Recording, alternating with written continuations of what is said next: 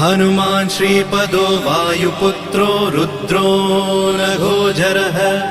अमृत्यवीरवीरश्च ग्रामवासो जनाश्रयः धनदो निर्गुणः शूरो वीरो निधिपतिर्मुनिः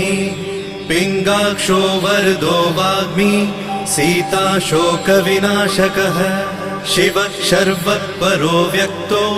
व्यक्तो धराधरः पिङ्गकेशः पिङ्गरोमा श्रुतिगम्यः सनातनः अनादिर्भगवान् देवो विश्वहेतुर्जनाश्रयः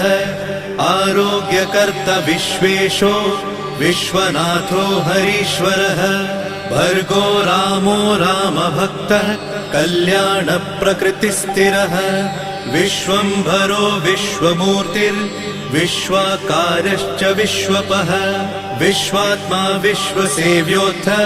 विश्वो विश्वहरो रविः विश्वचेष्टो विश्वगम्यो विश्वध्येयः कलाधरः प्लवङ्गमः कपिश्रेष्ठो ज्येष्ठो विद्यावनेचरः बालो वृद्धो युवा